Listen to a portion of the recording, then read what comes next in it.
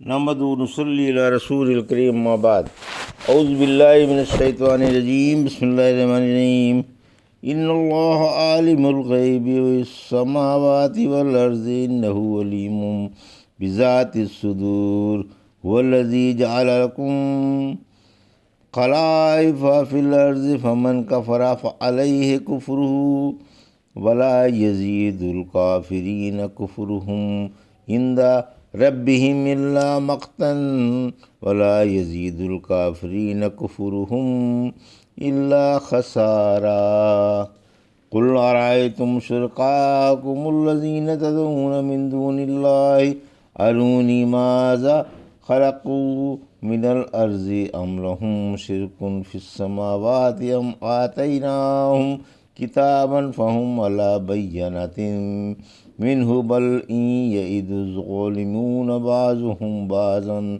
الا غرورا ان اللہ یمسک السماوات والارض ان تزولا ولئن زعاتا ان امسکہما من احد من بعدہ انہ کان حلیما غفورا۔ ابھی آپ نے سورہ فاطر کی آیت 38 سے 41 کی تلاوت سماعت فرمائی۔ ان آیتوں کا ترجمہ اور تفسیر اس طرح ہے: ان اللہ عالم الغیب السماوات والارض انہ علیم بذات الصدور۔ آیت 38: هو الذی جعلکم خلائف فی الارض فمن کفر فعلیہ کفرہ ولا یزید الکافرین کفرہم عند ربہم الا مقتا ولا یزید الکافرین کفرہم الا خسارا۔ آیت 39۔ ترجمہ: یقین مانو اللہ آسمان و زمین میں غیب جاننے والا ہے اور وہ دلوں کے بھیدوں سے خوب آگاہ ہے۔ اسی نے تم کو زمین میں جانشین بنایا، پھر جو کفر کر کے اس کے کفر کا وبال اسی پر ہوگا، اور کافروں کا کفر ان کے رب کے پاس رب کے غصے ہی کو بڑھاتا ہے اور ان کا کفر نقصان ہی میں اضافہ کرتا ہے۔ یہ تھا ترجمہ سورہ فاطر کی آیت 38 اور 39 کا۔ تفسیر: آیت 38: اللہ عالم الغیب و واقف اسرار ہے، یعنی اللہ کو آسمان و زمین کی چھپی ہوئی تمام باتوں کا علم ہے اور اسے دلوں کے اندر کی چھپی ہوئی باتیں بھی معلوم ہیں اور وہ سینوں کے رازوں سے بھی واقف ہے۔ وہ ہر عامل کو اس کے عملوں کی جزا و سزا دے گا۔ آیت 39: کفر سے دن بدن اللہ کا قہر بڑھتا ہے، یعنی اللہ ہی نے تم کو دوسروں کا جانشین بنایا ہے، پچھلے پہلوں کی جگہ لے لیتے ہیں۔ سورہ نمل کی آیت 62 میں فرمایا وہی تم کو زمین پر جانشین بناتا ہے، پھر فرمایا کہ کفر کا وبال کفر کرنے والوں ہی پر پڑے گا، دوسروں پر نہیں۔ یہ لوگ اپنے کفر سے روز بروز اللہ کے قہر و عتاب کو بڑھا رہے ہیں، اور نہ صرف اپنی جانوں کے بلکہ اہل و عیال کے نقصانات میں بھی اضافہ کر رہے ہیں۔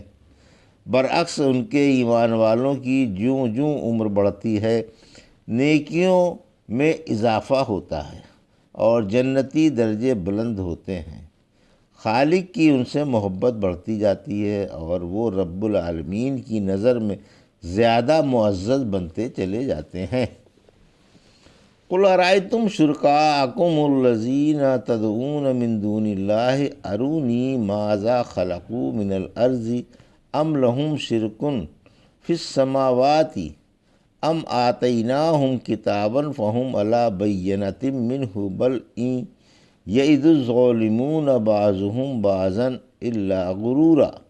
آیت 40: ان اللہ یمسک السماوات والارض ان تزولا ولئن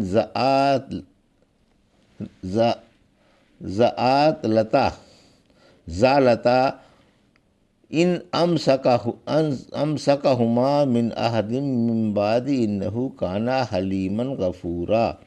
آیت 41۔ ترجمہ: آپ فرما دیں کہ ذرا اپنے ان شریکوں کو جنہیں تم اللہ کو چھوڑ کر پوجتے ہو مجھے بھی تو دکھاؤ کہ انہوں نے زمین کا کون سا حصہ پیدا کیا، یا آسمان کے کس حصے میں ان کی شرکت ہے، یا ہم نے انہیں کوئی کتاب دے دی ہے جو وہ اس کی شرک پر دلیل رکھتے ہوں؟ کچھ بھی نہیں، بلکہ یہ ظالم تو ایک دوسرے کو سبز باغ دکھا رہے ہیں۔ یاد رکھو، آسمان و زمین کو ادھر ادھر نہ ہونے سے اللہ ہی تھامے ہوئے ہے، اور اگر یہ دونوں اپنی اپنی جگہ سے ہٹ جائیں تو اللہ کے بعد انہیں کوئی بھی نہیں تھام سکتا۔ واقعی اللہ بڑے ہی تحمل والا اور بڑا ہی بخشنے والا ہے۔ یہ تھا ترجمہ آیت 40 اور 41 کا۔ تفسیر: بت بے بس ہیں اور شرک پر کوئی دلیل نہیں۔ آیت 40، یعنی آپ ذرا ان مشرکوں سے پوچھیں تو صحیح کہ تم اللہ کو چھوڑ کر جن جن معبودوں کو پوج رہے ہو، ذرا مجھے بھی تو دکھاؤ انہوں نے زمین کی کیا چیز بنائی، یا ان کا آسمان کے کس حصے میں ساجھا ہے۔ یہ تو بالکل بے بس ہیں، کھجور کی گٹھلی والی جھلی بھی پیدا کرنے سے عاجز ہیں۔ انہوں نے کچھ بھی نہیں بنایا اور نہ بنا سکتے ہیں، اور نہ کسی چیز میں ان کا ساجھا ہے۔ پھر فرمایا کہ ان مشرکوں کے پاس شرک کی کیا دلیل ہے؟ کیا ہم نے ان پر کوئی کتاب اتاری تھی جس کی کسی آیت سے یہ شرک ثابت کرتے ہوں؟ پھر فرمایا کچھ نہیں، بلکہ یہ کفر و شرک میں خواہش و آراء کے پیروکار ہیں۔ ان کے پاس دلیل تو کچھ بھی نہیں، محض دھوکہ اور فریب میں گرفتار ہیں، اور آپس میں ایک دوسرے کو دھوکہ دے رہے ہیں، اور محض جھوٹی امیدیں باندھ رکھی ہیں جو کبھی پوری ہونے والی نہیں۔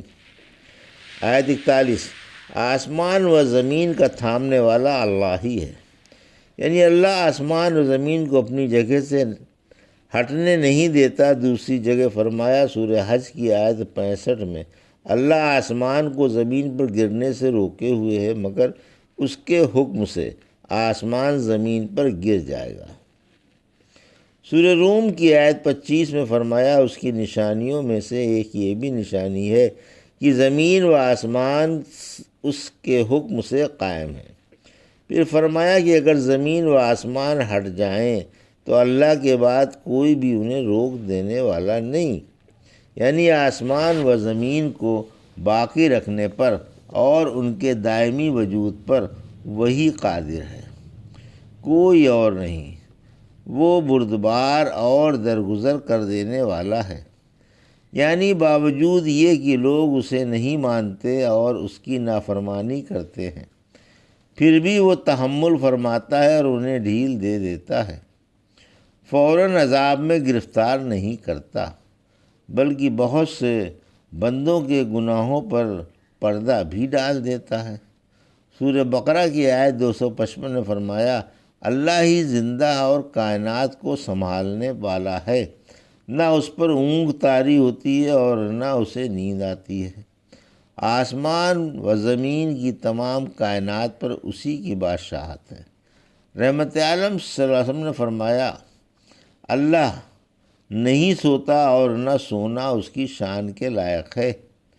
وہ ترازو کو جھکاتا اور اٹھاتا ہے، اس کی طرف رات کے عمل دن سے پہلے اور دن کے عمل رات سے پہلے چڑھا دیے جاتے ہیں۔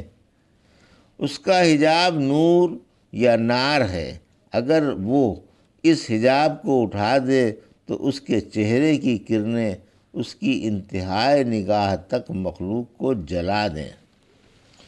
یہ تھا سورہ فاطر کی آیت 38 سے 41 کا ترجمہ اور تفسیر جو ابھی آپ نے سماعت فرمائی۔ بارک اللہ لی و لکم فی القرآن الحکیم و نفعنی وایاکم بآیات الذکر الحکیم۔